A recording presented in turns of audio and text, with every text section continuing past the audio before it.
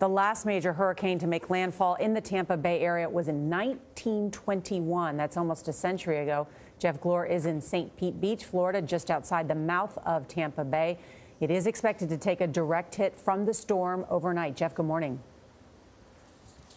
Nora, good morning to you. We are right next to the Gulf of Mexico on one of the barrier islands just west of Tampa. The last time a major hurricane made a direct hit on this area, the population was about 135,000.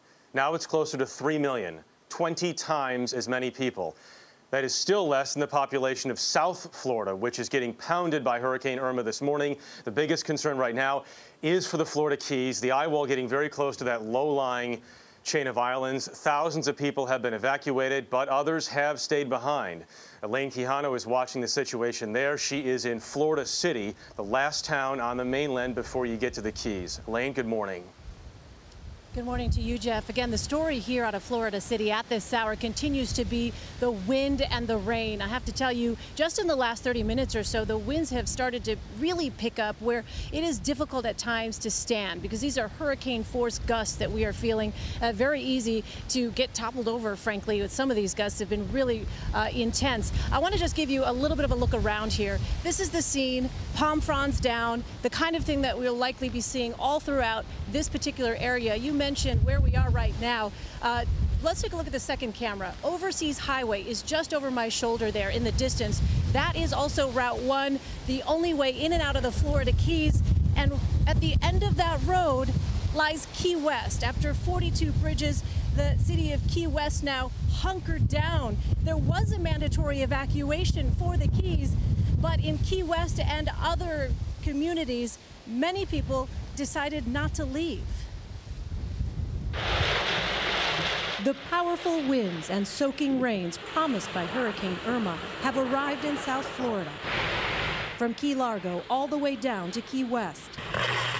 Power lines and transformers exploded under the stress of the storm, and downed trees littered neighborhoods.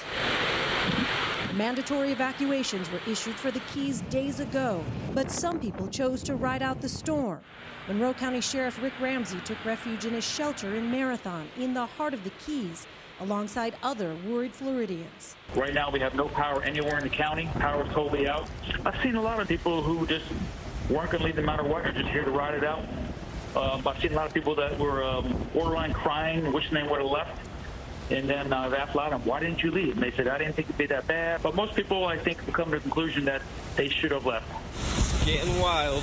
Video shared on social media overnight appears to show some of those who didn't leave the Keys, despite the repeated warnings from Florida Governor Rick Scott. Every Floridian should take this seriously and be aggressive to protect their family. Possessions can be replaced. Your life, your family cannot be replaced.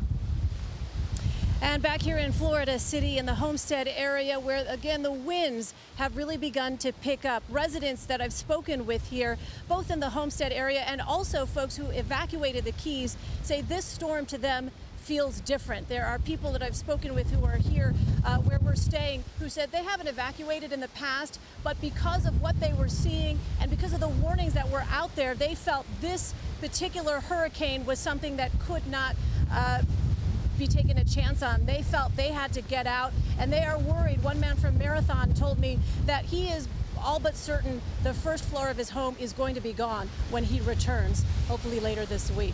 Gail? Yeah, that's a whole nother part of the story. Thank you very much, Elaine.